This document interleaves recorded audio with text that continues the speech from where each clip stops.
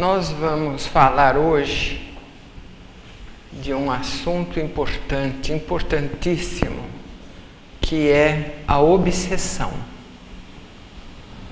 Obsessão, desobsessão. Esse é o título da palestra. E desobsessão é o que nós fazemos aqui no sábado à tarde. Este é um trabalho de desobsessão, que as pessoas buscam a nossa casa porque atingidas pelos problemas espirituais e vêm em busca de auxílio. Então, por isso eu disse, claro que nem todos estão no tratamento, alguns vêm para aprender e é muito bom que a gente aprenda, né? Mas é necessário penetrar neste conhecimento para que possamos nos conduzir da forma mais acertada possível com relação a ele. Então, obsessão. A obsessão, irmãos, é um dos males mais comuns que atacam a humanidade, com a agravante de não ser reconhecida nem nas suas formas simples, nem nas complexas. Por quê? Pelo absoluto desconhecimento das verdades espirituais reinante entre os homens. Para se reconhecer a obsessão, é preciso ter conhecimento da vida fora da matéria, das atividades dos espíritos, das propriedades mediúnicas e por aí vai.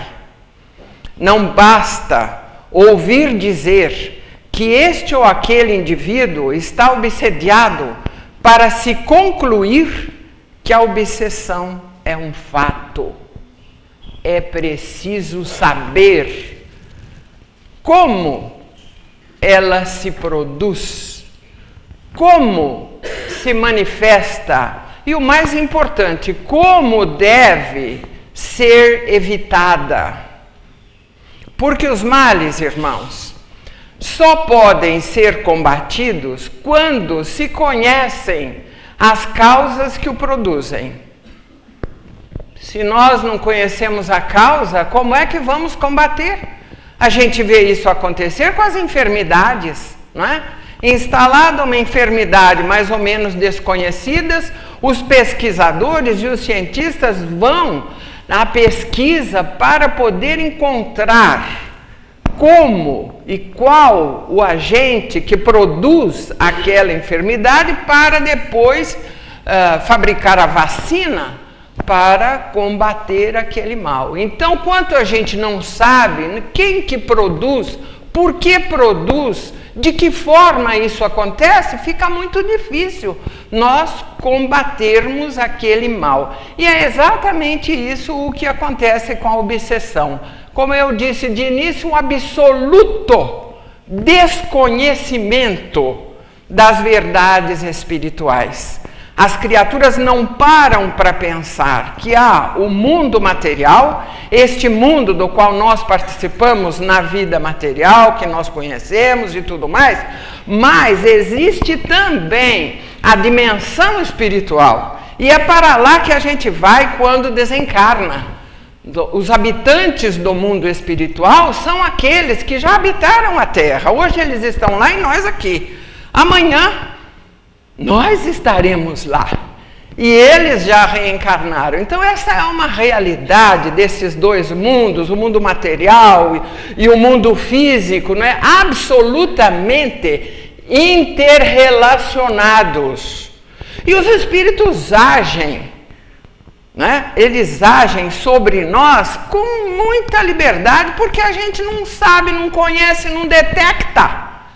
Né? A gente pensa que está com isso, com aquilo, vai ao médico, e às vezes o problema é espiritual. Grande parte das vezes o problema é espiritual. E quanto mais a gente desconhecer, melhor para eles. Mas vamos continuar.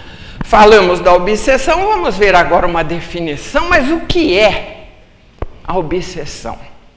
E nós trouxemos uma definição de Allan Kardec, que está na obra.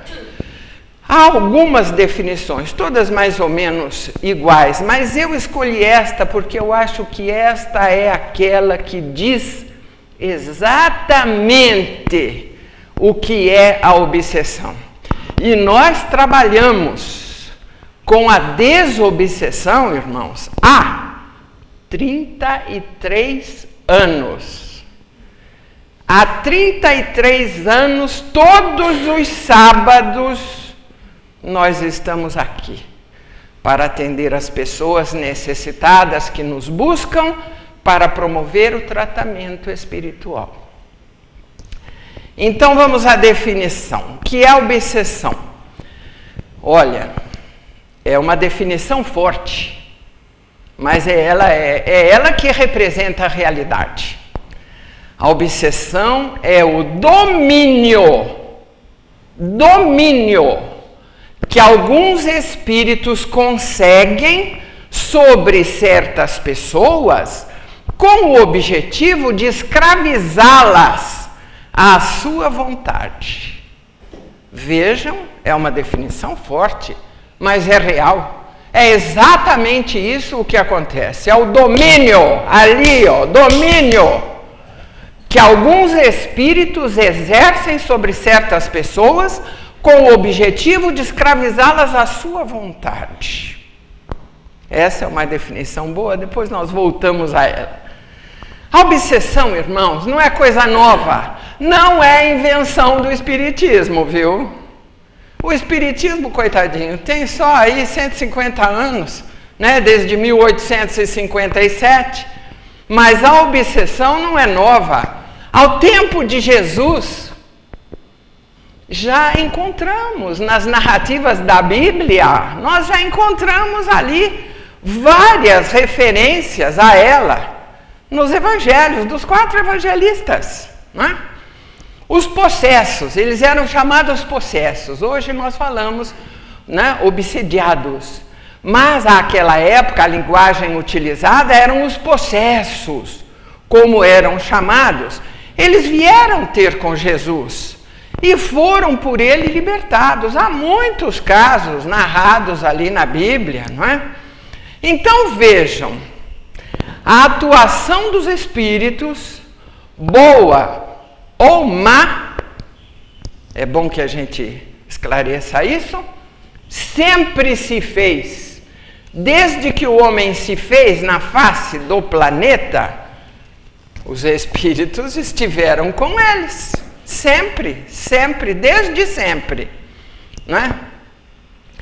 Mas, para a nossa compreensão, nós vamos fazer agora um pequeno parênteses para algumas considerações básicas que vão facilitar a nossa compreensão.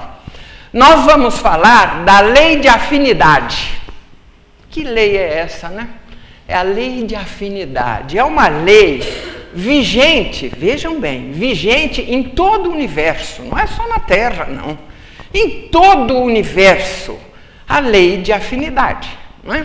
O que seria a lei de afinidade? Nós até utilizamos expressões na nossa vida do dia a dia, né? Os afins se reúnem, a gente fala, num dito popular. E é grande verdade isso. Os afins se reúnem, realmente, não é? Quem são os afins? São aquelas pessoas que gostam das mesmas coisas que a gente gosta, que pensam da maneira como a gente pensa, que fazem aquelas coisas que a gente também faz. Então isso cria a afinidade. Nós somos afins com determinadas pessoas, por quê? Porque gostamos das mesmas coisas, pensamos as mesmas coisas, fazemos as mesmas coisas. Então, ótimo, quando a gente se encontra, a conversa vai até de madrugada. Por quê? Porque os gostos são iguais, a gente fala, o outro também, e aí nós vamos, isto é afinidade. Então, nós temos afinidades com pessoas, né? Isto é uma lei, como eu disse, e tem até um dito popular que fala assim: diga-me com quem andas, e eu dir-te-ei quem és. Por quê? Porque é a turma, né? É a turma.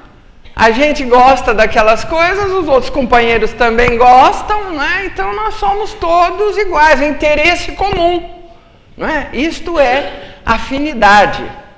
Mas agora eu vou dizer uma outra frase, parodiando esta, diga-me com quem andas que dir-te-ei quem és, diga-me o que pensas e eu direi quem te acompanha. Olha, sensacional, não é, irmãos? Diga-me o que pensas, porque o pensamento, ele é projetado, né? Ele é projetado de nós no espaço, digamos assim. Então, de acordo com o que a gente pensa, né? A gente fica lá pensando, os espíritos, na dimensão espiritual, pum, pega o nosso pensamento e fala: olha, esse daqui gosta daquilo que eu gosto, é com ele que eu vou. E vem para a nossa companhia. Por quê? Porque o interesse é igual. Eu gosto de tal coisa, ele também. Então ele vem ficar com a gente. Não é? É lei isso, não é? A lei de afinidade. Então, olha, desta compreensão, nós vamos concluir que, de acordo... Eu pego, pode deixar. Obrigado. De acordo com as inclinações que exteriorizamos, olha, de acordo com as inclinações que exteriorizamos, a gente fala, né, inclinações, eu tenho inclinação para isso ou para aquilo, então, de acordo com as inclinações que exteriorizamos, os pensamentos que emitimos, nós atraímos para a nossa companhia aqueles que se identificam conosco. Não é verdade?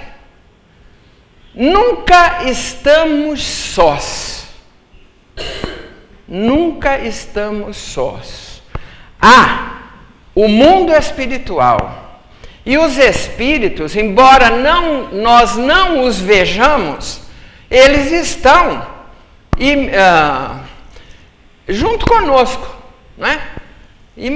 Aqui agora, por exemplo, nós estamos aqui os encarnados, uma porção, mas os desencarnados também estão aqui, em grande quantidade, só que nós não os vemos.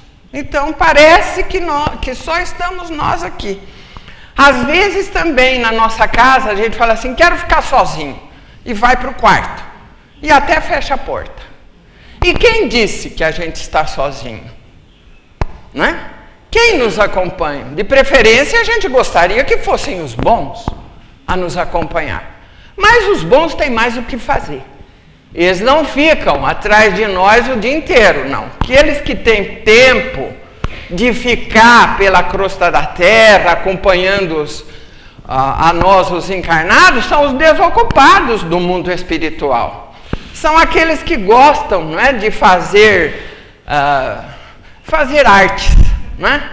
Então são esses que ficam acompanhando, observando, interferindo, porque os espíritos são capazes sim de ler o nosso pensamento. Olha, é muito bom a gente saber disso. Isso daí é uma outra lição, mas eu vou aproveitar. É muito bom a gente saber que os pensamentos nossos são captados pelos espíritos, né? Porque a gente acha que o nosso pensamento é só nosso. Graças a Deus que os outros encarnados não sabem do nosso pensamento, então a gente finge à vontade, né? Porque a gente tem certeza que ninguém sabe o que a gente está pensando, né? Então, quando a gente está lá, muito prazer em conhecê-lo, lá dentro a gente está falando: ih, mas esta criatura é um chato. Mas o outro não escutou, não sabe. Mas os espíritos, eles captaram o nosso pensamento. E aí eles já emitem a opinião deles: olha, esse aí é um fingido. Não é? Eles já sabem exatamente quem a gente é, porque eles viram que a gente age de um jeito e pensa de outro.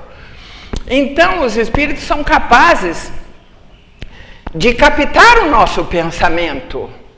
Agora, o que é pior, eles não só captam, eles também têm a possibilidade de interferir.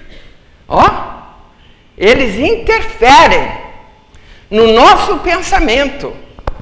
O pensamento deles é capaz de passar pela nossa mente. E aí a gente todo orgulhoso, né? A gente fala assim, não, eu penso assim. Esse é o meu ponto de vista. Será? Será que é seu mesmo? Pode ser que sim, pode ser que não. Não é? Por quê? Porque os espíritos têm a possibilidade de interferir no nosso pensamento e, consequentemente, interferem na nossa vida. Então, é bom a gente saber disso. Vocês vejam que eu sempre falo, não se pode viver distraído? E não pode mesmo, a gente tem que pensar o que a gente pensa. É isso mesmo. Tem que estar ali, ó, vigiando. Não disse Jesus, orai e vigiai? Pois é, nós temos que vigiar. Quando o pensamento começa a ir para um lado que não é muito bom e é em desacordo com o Evangelho, a gente puxa ele de volta. Não vou pensar assim não, porque isso não é correto, certo? Então, quando a gente deixa o pensamento à solta, os espíritos se achegam, né? Se achegam, ficam conosco, começam a interferir, né? Na nossa vida, no nosso pensamento. Isso é uma grande realidade que a gente precisa conhecer. Porque quando a gente não conhece, a gente vai levando a vida. Vai deixando que a vida nos leve. Não para pensar nisso.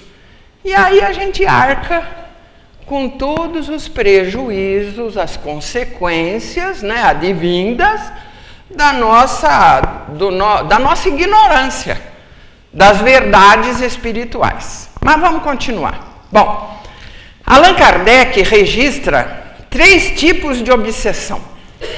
A obsessão simples, a fascinação e a subjugação.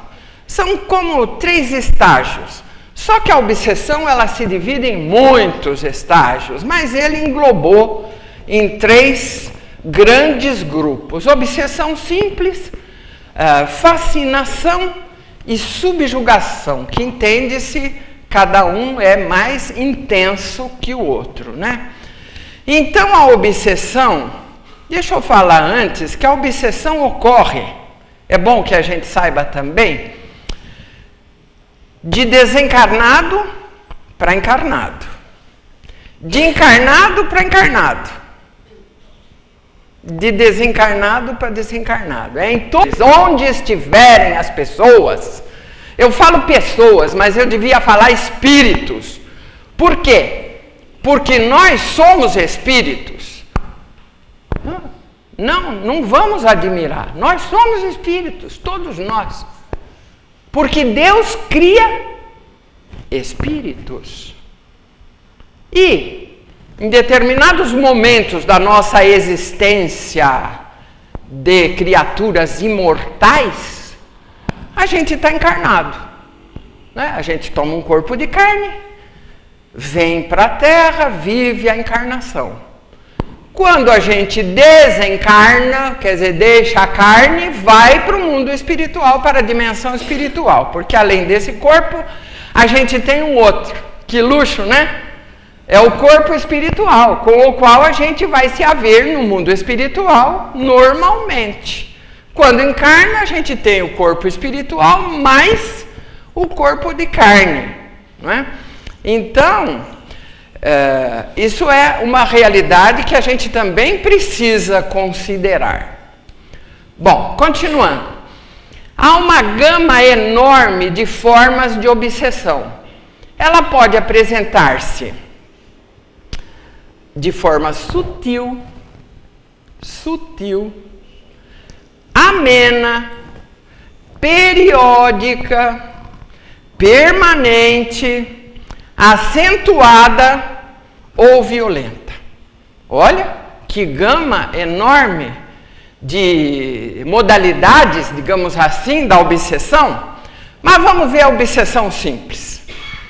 A obsessão simples, não há, nesse caso, muita maldade por parte dos obsessores. São mais aqueles desocupados, brincalhões, entenderam? Manifesta-se por manias, pavores, esquisitices, fobias, cacoetes, tiques nervosos, excentricidades, vícios, paixões, fanatismos, indolências e excessos. Excesso de comer, excesso de rir, excessos sexuais. Então, tudo isso, né, é ocasionado pela presença de espíritos em nossa vida. E de acordo com a nossa maneira de ser, a gente acolhe. E eles ficam, né? Eu trouxe aqui uma lista que eu gosto de apresentar quando eu falo da obsessão, que é da obsessão simples. E eu vou ler para vocês, não é que quem faça isso esteja obsediado. Vamos entender bem. Não é isso. Mas está com comportamentos que favorecem a obsessão, né? Então vamos ver, e nós vamos ver que em algum deles a gente se enquadra, né? Então não sei se nós estamos livres da obsessão, né? Então vamos lá. Então são alguns sintomas do estado inicial da obsessão e que podem ser observados nos seguintes casos.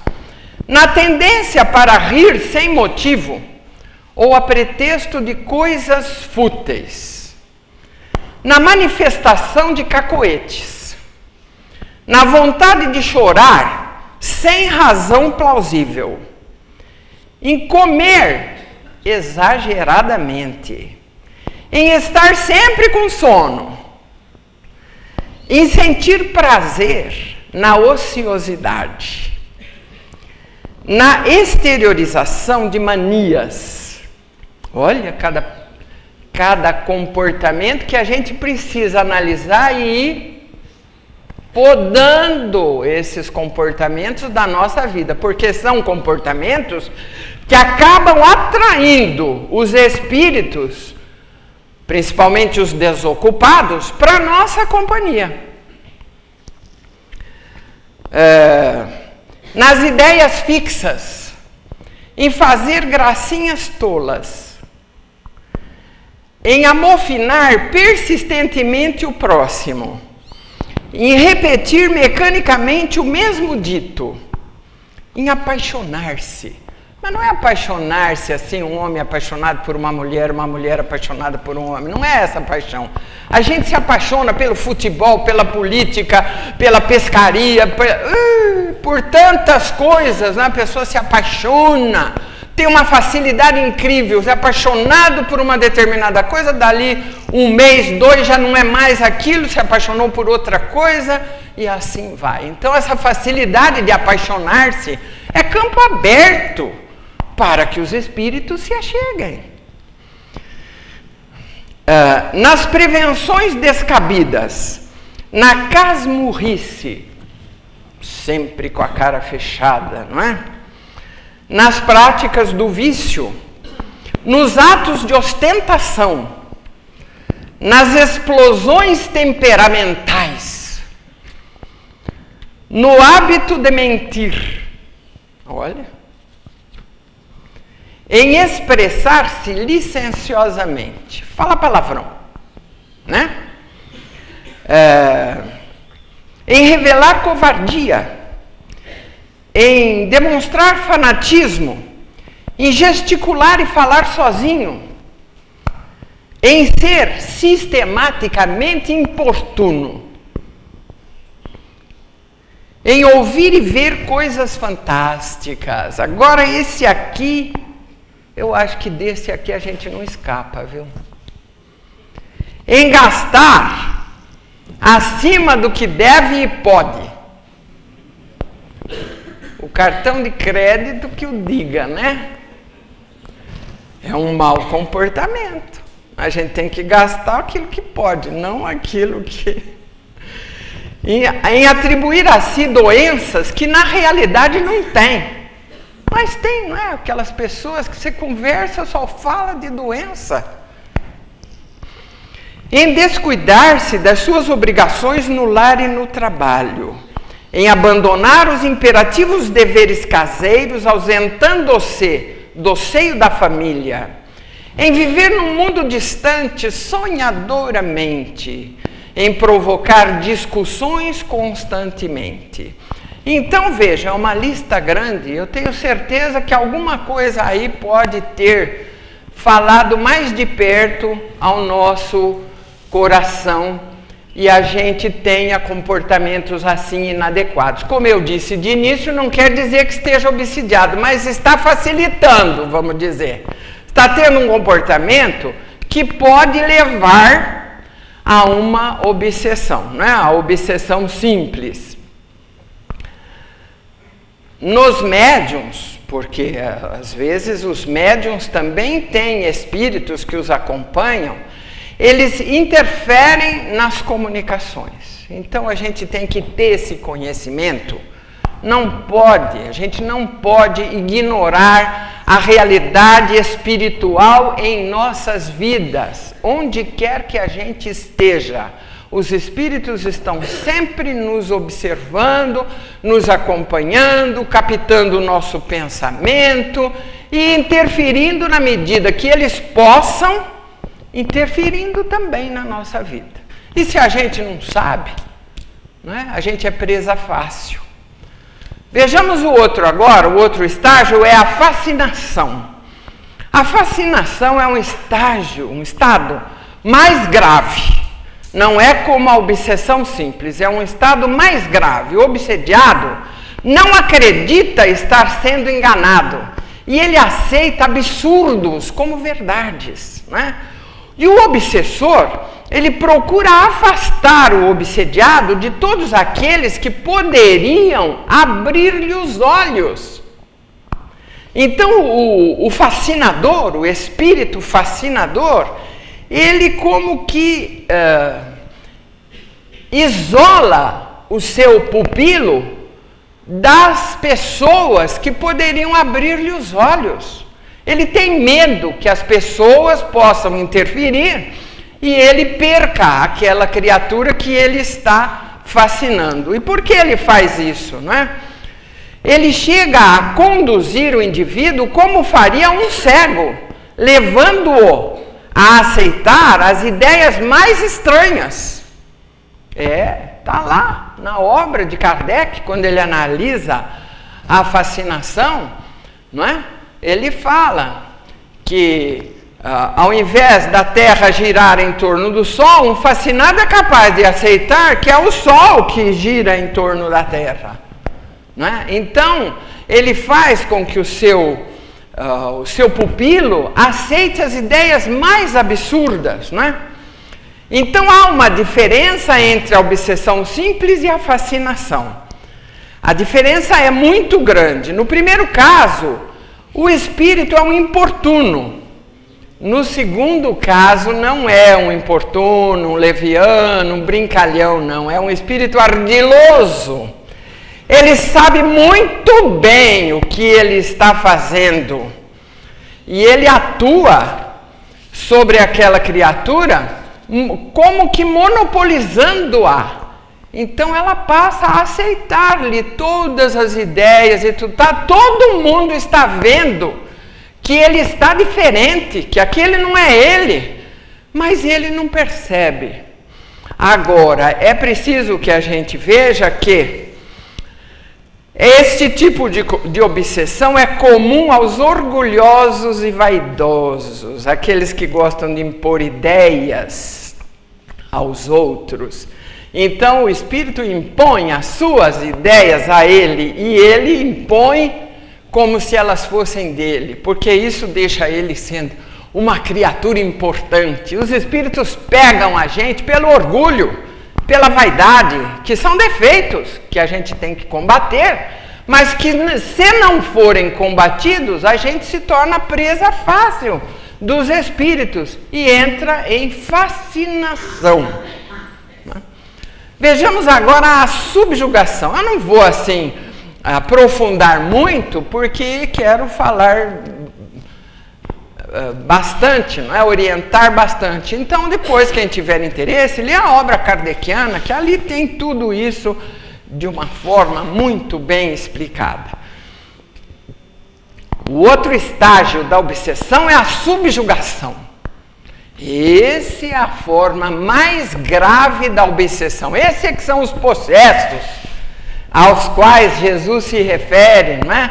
Àqueles que são narrados na Bíblia, que iam procurar Jesus, aquele homem que levou o filho, disse, ora ele cai na água, ora ele cai no fogo, não é? Então esses eram os possessos que Jesus libertava, não é?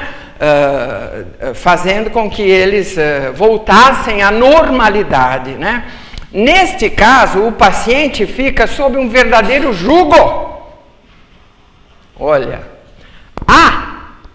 o domínio absoluto do obsidiado pelo obsessor.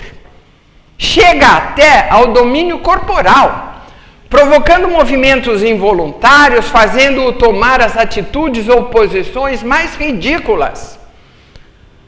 São esses que às vezes a gente encontra na rua, falando sozinho, fazendo discurso. Às vezes eles se batem na própria cabeça e a gente fala, coitado, é um louco, não é? É uma criatura obsediada já no grau da possessão, no grau da subjugação. Então, são essas criaturas. Chega ao domínio corporal. A criatura faz o que o espírito queira que ela faça. Ajoelha no chão, beija o chão, enfim. O que o espírito desejar que a criatura faça, ela está sob um jugo tão intenso, como eu disse, é o domínio, que ela faz tudo o que o espírito quiser que ela faça, não é? Bom, agora vamos ver aquela pergunta, como diz, que não quer calar. Por quê? Por que isto acontece? E por que Deus permite? Porque as pessoas vêm nos perguntar, mas como Deus permite esse tipo de coisa? Então é preciso que a gente saiba, é preciso que a gente se esclareça. Então nós vamos às causas, né? Que é o porquê. Bom, existem algumas causas. A primeira delas é o desejo de fazer o mal. Os espíritos, né? Aqueles faltosos, quando viviam, ao desencarnar, eles têm a preocupação de intuir para o mal, servindo-se de criaturas de vontade fraca. Anotem bem isto, porque nós vamos utilizar depois. Então, os espíritos, é claro, porque a morte ou o desencarne não é passaporte para a santidade, né? Aí, quando a gente vai no velório, aquela pessoa desencarnou, a gente fala, ele era tão bom. Não é assim que a gente fala? Só que não, nós partimos para o mundo espiritual do mesmo jeito que vivemos aqui, com as nossas qualidades e com os nossos defeitos. E se aqui na Terra tem os bons, os maus, os cruéis, na dimensão espiritual também, a mesma coisa. Então aqueles espíritos que foram maldosos, que foram faltosos enquanto viviam, ao desencarnar, continuam desse mesmo jeito no mundo espiritual. E eles têm então a preocupação de intuir para o mal as criaturas que eles assediam, para usá-las como joguete. Mas eles atuam sobre quem? Sobre as criaturas de vontade fraca. Outro ponto, por orgulho e falso saber. São os fascinadores. Eu disse que eles adoram as pessoas orgulhosas, que querem ser mais que os outros. Os espíritos fascinadores adoram esse tipo de pessoas e atuam sobre elas, não é? E agora, aquela outra causa que eu diria 95%, com a experiência que temos de 33 anos tratando processos obsessivos, eu digo a vocês, 95%, se não for mais, dos casos de obsessão acontecem por vingança. Vingança, a palavra é forte, mas a gente trabalha com a verdade, temos que encarar, não é? É a vingança. Quem são, então, o obsessor e o obsediado? O obsessor está no mundo espiritual, o obsediado está aqui, no mundo material. Quem são essas criaturas e como agem por vingança os espíritos? Então nós vamos aprender que obsessor e obsediado são adversários do passado, inimigos do passado, que se lançam no caminho para acertar o passo. Atuam em falanges organizadas, com vigias. Não existe um processo obsessivo por um espírito só. Eles atuam sempre em grupos, em grandes grupos, e eles estendem como que uma rede na vida do obsediado. Atua no trabalho, no lar, em todos os lugares onde a pessoa anda. Eles sabem como atuar, como fazer para prejudicar aquela criatura. Que criatura? Aquela que o prejudicou. E o caso? Vocês sabem que a gente não vive uma vez só. Não vive uma vez só. Nós somos criados por Deus como espíritos imortais. Por mais força que a gente faça, nunca a gente vai conseguir morrer. Porque não existe a morte. Existe a morte do corpo, mas a gente não é o corpo. Nós somos o espírito, a gente continua. Certo? Então, no rolar das existências, que nós já tivemos muitas e muitas, centenas, milhares de existências, nós que não somos bons nem hoje, imagina lá atrás o que a gente era e o que a gente fez. Não é? Então nós prejudicamos criaturas, nós fizemos coisas que, se nos contassem, nós não acreditaríamos. Vocês veem que os que estão no tratamento aqui na nossa casa, eles têm uma curiosidade muito grande, mas o que foi que eu fiz? Né? Não posso contar. Não posso, porque tenho um compromisso com a espiritualidade de nunca revelar o passado de ninguém. Por quê? Porque não é bonito. Não é bonito. Nós fizemos coisas terríveis. Às vezes, as narrativas dos espíritos, porque eles falam conosco na hora da reunião, aí depois que vocês vão embora, e a gente vai para a reunião mediúnica, nós conversamos com os espíritos, e eles contam, eu estou com fulano, porque ele me fez isso. É assim que funciona. Eu tenho todas essas histórias, aos milhares, anotadas. Daria um livro, né? Quem sabe um dia eu escrevo. Então, nós que lidamos com eles e que temos todo esse traquejo de tantos anos, às vezes, irmãos, a gente chora. Chora, a gente está lá e as lágrimas descem, porque a crueldade foi tão grande que foi feita com aquela criatura, e hoje nós estamos aqui tudo com a carinha, né, de santo, né? Mas e o que foi feito lá atrás? Né? Então, em determinada situação da vida, nós estando encarnados e eles, os que a gente prejudicou, estando desencarnados, eu diria que eles estão com a faca e o queijo na mão, né? Porque se nós temos medo dos inimigos encarnados, a gente tranca a porta, põe cerca elétrica, e o inimigo encarnado não entra na nossa casa, mas o desencarnado entra. Ele não precisa da porta, ele passa a parede, então eles entram na nossa casa física, e o que é pior, eles entram na nossa casa mental, e ali eles começam, né? E a pessoa começa, estava boa, mas de repente começa a se sentir mal, é angústia, não dorme, é isso, é aquilo, perde o emprego, o lar vira de ponta cabeça, enfim, cada caso é um caso. Mas é assim que acontece de um modo geral. Isto é o motivo dos espíritos. Então a gente não tem que achar assim, eu estou sendo obsidiada por espíritos maldosos que estão prejudicando a minha vida. Não é nada disso, viu? Eles são os coitados, eles são as vítimas, nós é que fomos os algozes, nós é que aprontamos para eles. E hoje eles estão na nossa companhia querendo vir à forra. E eles falam, às vezes, agora é a minha vez. Eu vou fazer para ele o que ele fez para mim.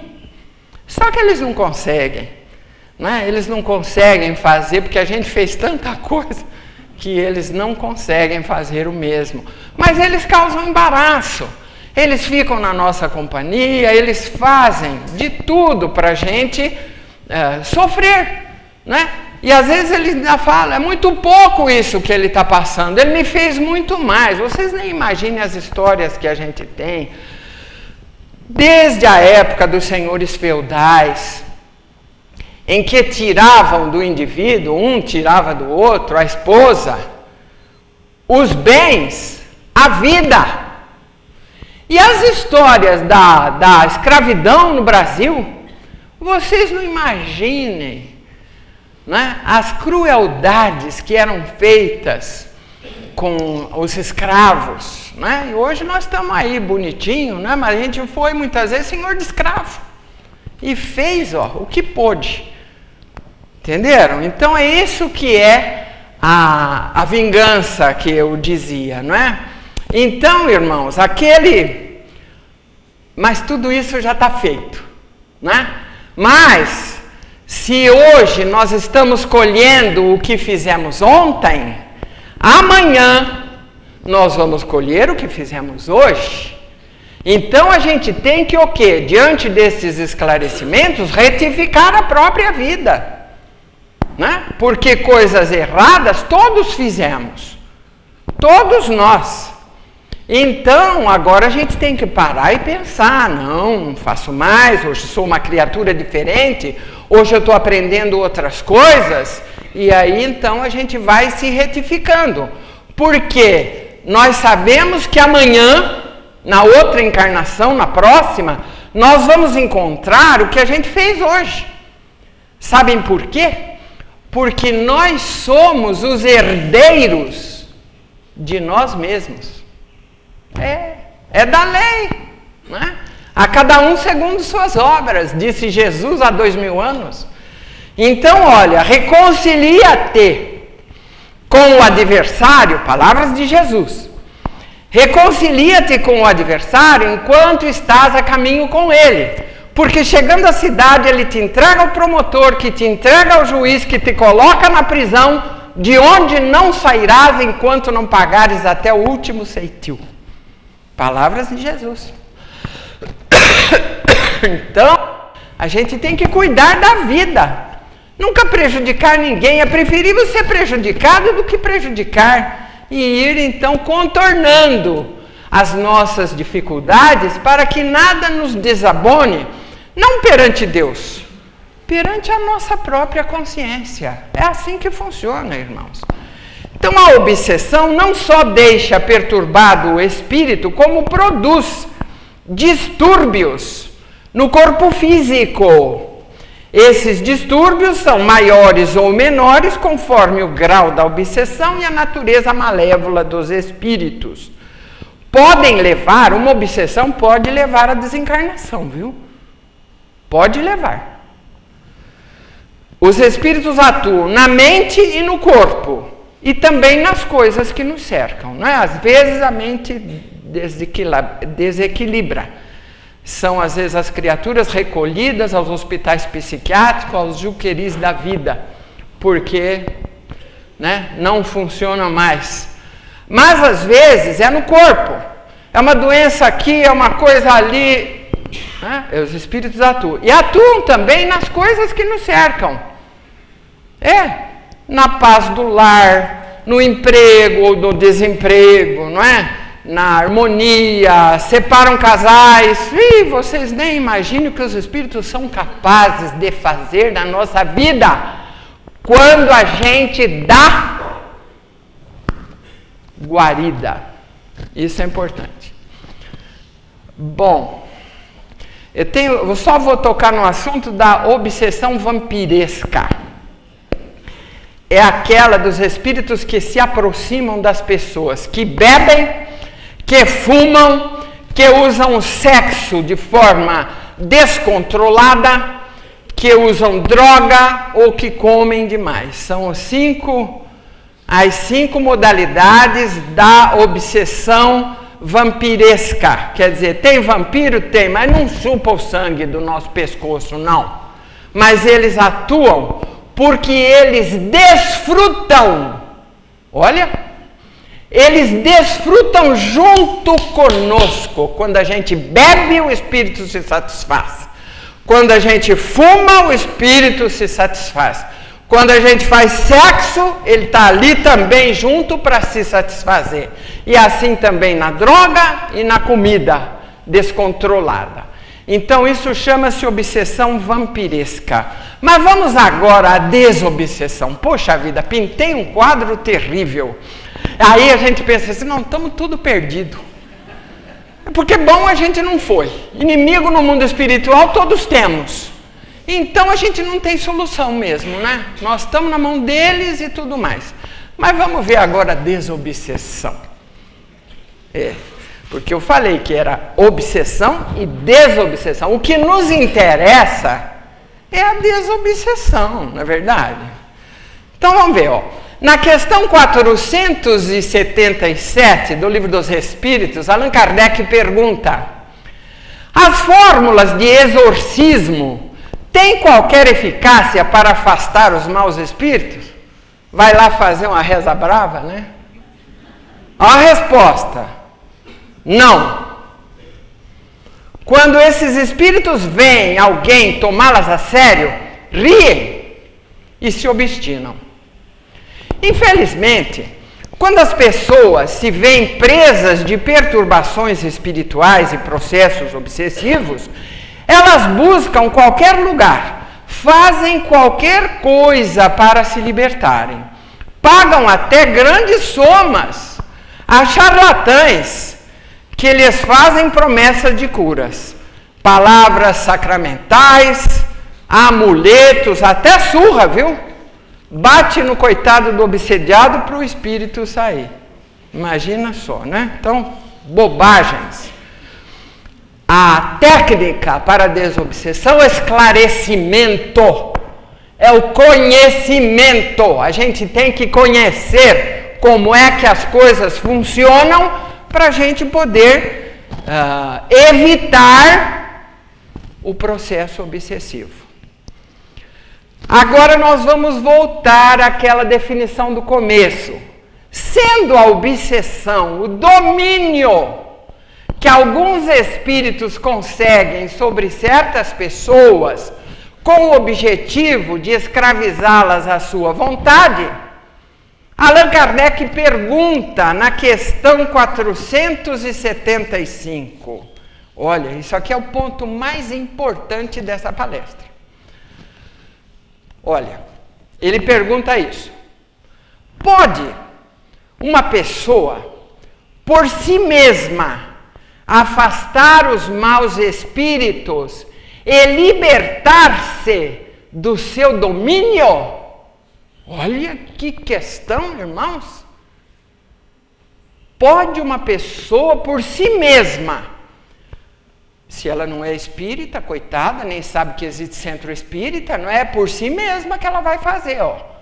Pode uma pessoa por si mesma afastar os maus espíritos e libertar-se do seu domínio? Olha a resposta, irmãos, que os espíritos deram a Allan Kardec. Sempre se pode sacudir o jugo quando se tem uma vontade firme. Olha, já estamos salvos. A gente estava achando que não tinha mais solução. Olha a resposta dos espíritos. Sempre se pode sacudir o jugo quando se tem uma vontade firme. Agora, o problema é a vontade firme. É a vontade firme, né? O que é a vontade? Eu sempre bato nessa tecla, viu? A vontade é um atributo do espírito. É o comando geral da nossa existência. A vontade. E a gente vai ver a importância dela. Mas, bom, independentemente de sermos ou estarmos obsediados, todos nós precisamos fortalecer a vontade. E eu estou sempre batendo nessa tecla. Precisamos fortalecer a vontade, todos nós. Nós somos seres, irmãos, de vontade fraca. Infelizmente, não é? Para a grande maioria, a vontade é dirigida e acionada para aquilo que é mais fácil, menos custoso, aquilo que nos agrada, que satisfaz o nosso interesse. Nós só temos vontade do que é bom e agradável, para aquilo que é útil e importante. Se não for agradável, a nossa vontade é fraca. Então, o que é que a gente faz? Deixa-se para amanhã o que se pode fazer hoje. Não temos tempo. Olha, a gente adora falar isso. Só eu não tenho tempo. Não é? Então, nós escapamos sempre daquilo que a gente não gosta. Acostumamos-nos, sim, a ter má vontade para tudo que dá mais trabalho ou que exija perseverança, esforço, abnegação e disciplina. A gente não gosta. Não gosta de nada que dê trabalho, não é? Mas há momentos na nossa vida em que precisamos ter uma vontade firme. E daí? Não temos. Não temos. Por que não temos? Porque vontade não se compra, nem cai do céu. Ela precisa ser fortalecida pelo exercício ao longo do tempo. Por isso que eu estou sempre falando, mas não falo para os outros, eu também estou na luta de fortalecimento da vontade. Luta essa em que todos nós deveríamos estar engajados. Através da vontade, irmãos, nós temos que ter nas nossas mãos, as rédeas da nossa vida. Ela é o impacto determinante, o botão que decide o movimento ou a inércia da máquina. Nós temos que optar por fazer o que precisa ser feito a tempo e a hora. É para fazer, vamos fazer. Precisa fazer, vamos fazer. E eu diria, numa análise de nós mesmos, quem não tem um armário para arrumar, uma torneira que pinga, uma visita para fazer, um animal para cuidar, que se não puser água para ele, ele morre, não é? Ou então, tem colesterol ou glicemia, mas vai na feijoada. Fala assim, só hoje. Só hoje eu vou comer isso. Amanhã eu volto no meu regime. E assim vai, irmãos. Nós somos seres de vontade fraca. Segunda-feira nós vamos todos começar o regime. Às 8 da manhã, meio-dia, pá, já acabou. Não é assim? É exatamente assim.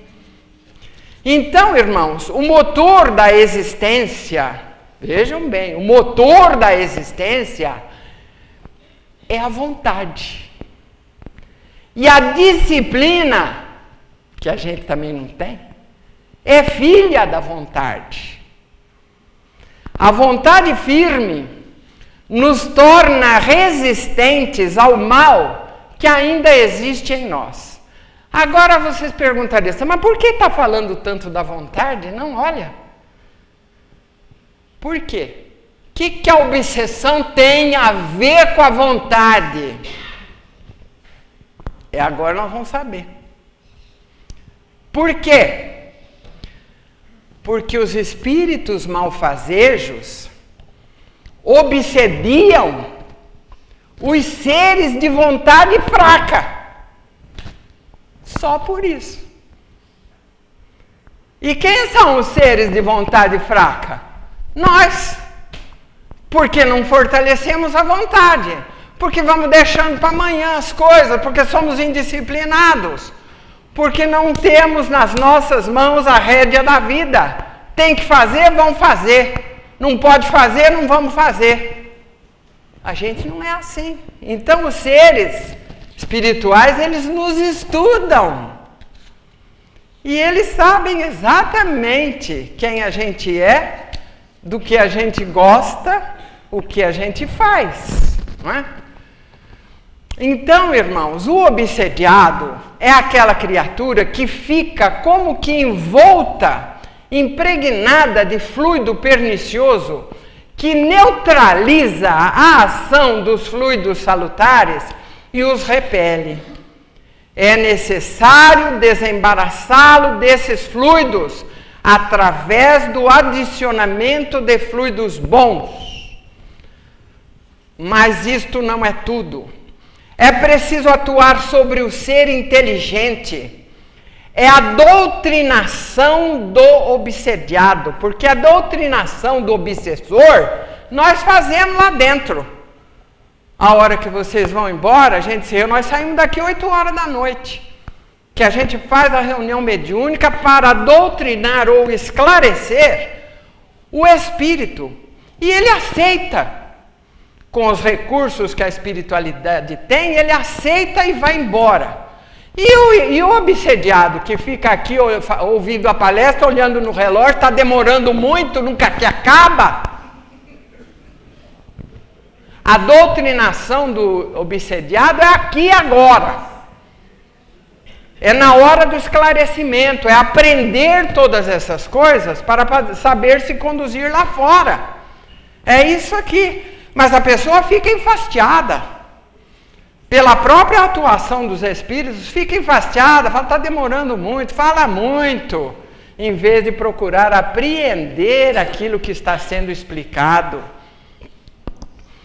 Então, a doutrinação do obsediado, através de palestras, olha hoje que palestra esclarecedora, irmãos, independente de estarmos aqui fazendo, é a casa que está oferecendo a vocês este esclarecimento tão importante. Através de palestras, aulas, exposições evangélicas, clima fraterno, que faça o obsediado buscar a sua renovação espiritual. Se ele não se renovar, dificilmente o espírito vai embora. Né? Não vai. Então eu costumo dizer, se não melhora, não melhora. É isso aí. Se não melhora, não melhora. É preciso melhorar o comportamento, a gente tem que melhorar como pessoa. Aí a gente melhora. Os espíritos vão embora. Eles não gostam quando a gente melhora. Eles vão embora. Mas é preciso ir além.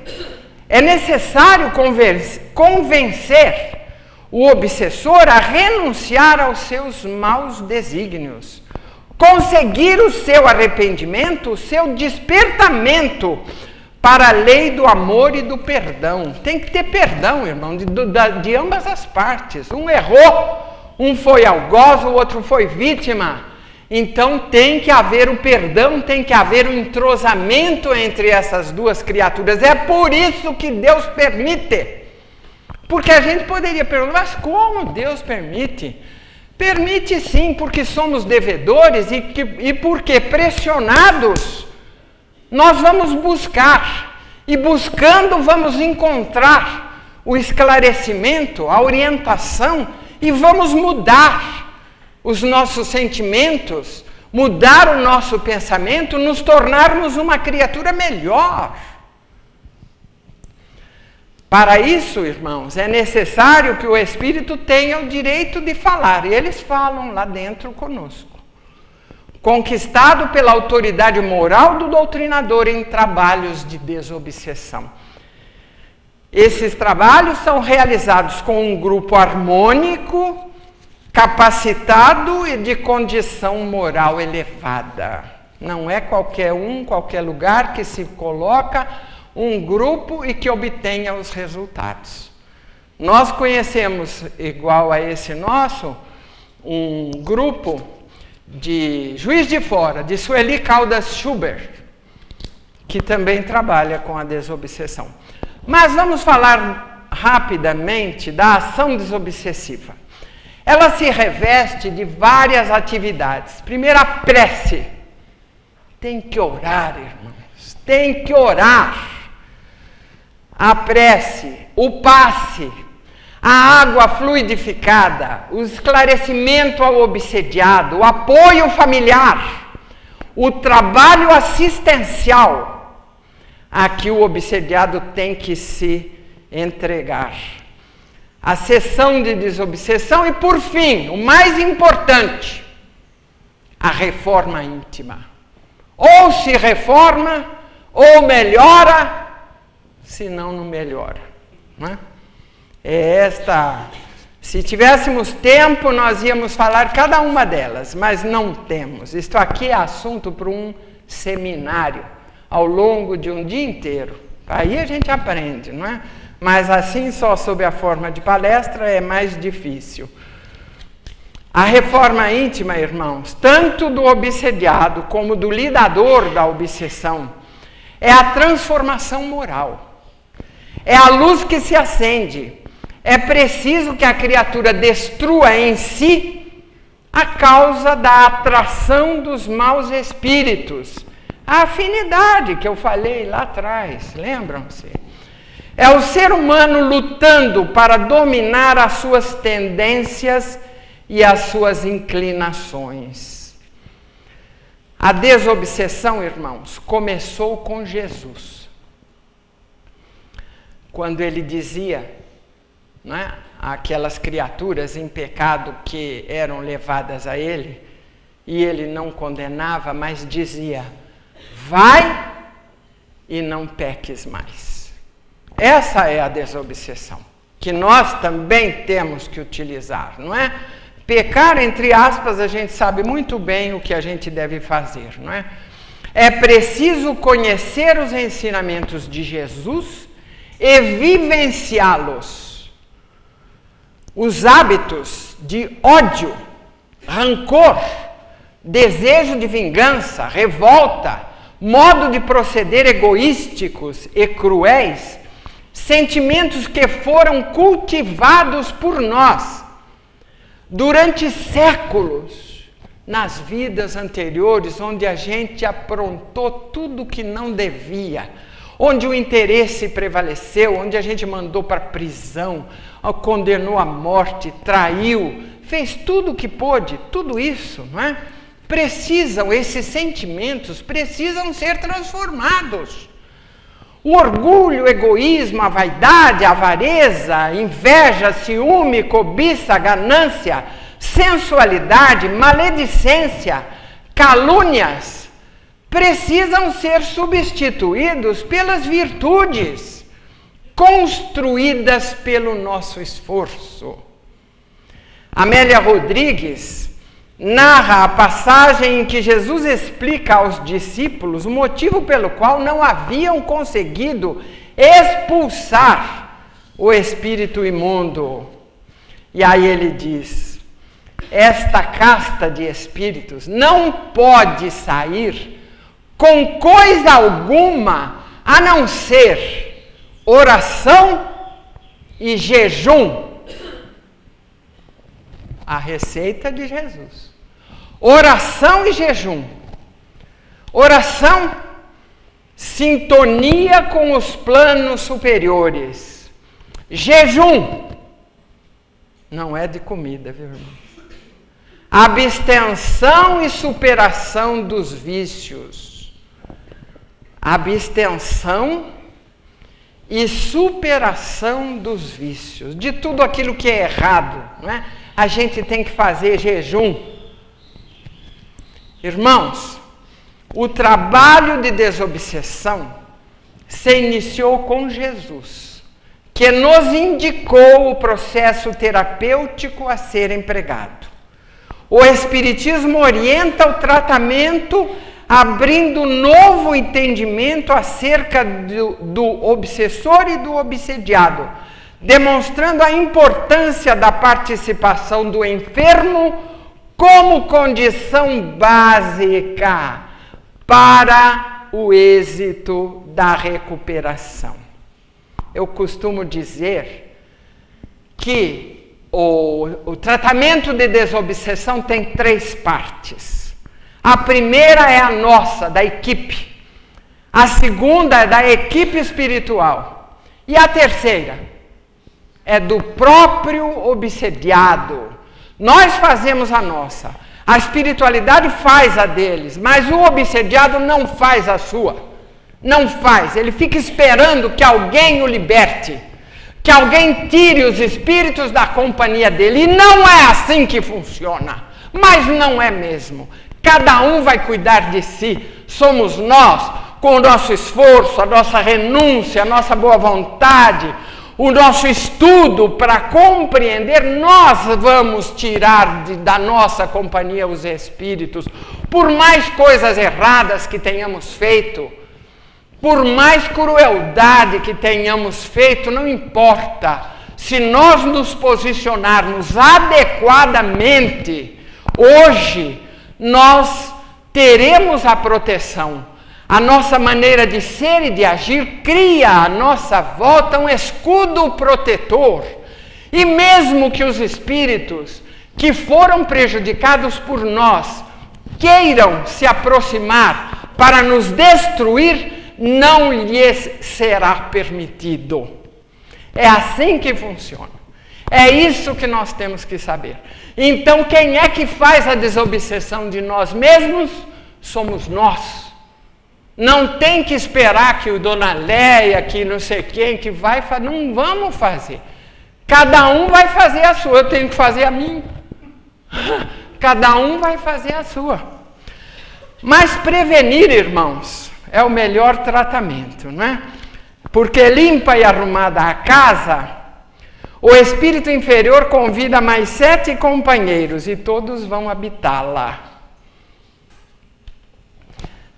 A obsessão provém. Eu não vou comentar cada um porque o tempo não nos permite, mas vou apenas colocar os tópicos. A obsessão provém do mau uso do livre-arbítrio, da vontade mal educada, das inclinações sensualistas, do descontrole nos atos cotidianos, do nervosismo desenfreado, dos desejos desproporcionados e do temperamento voluntarioso. Que Jesus nos abençoe e nos auxilie a interiorizar tudo isso para colocar lá fora, no dia a dia de nossas vidas, tudo isso em prática. E aí sim, nós nos furtaremos aos processos obsessivos, porque nós podemos pagar os nossos débitos das vidas anteriores com trabalho no bem. Não precisa ser com obsessão. Podemos sim resgatar com trabalho no bem, nos constituindo em trabalhadores da seara de Jesus. Que Ele nos abençoe.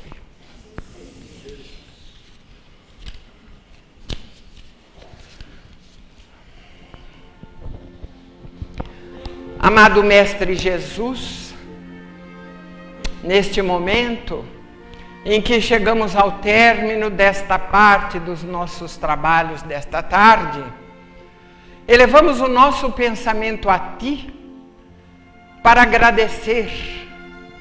Ah, Mestre Jesus, quanto temos a Te agradecer pelas bênçãos que constantemente recebemos de Ti, pela solicitude de Teu coração generoso para com cada um de nós,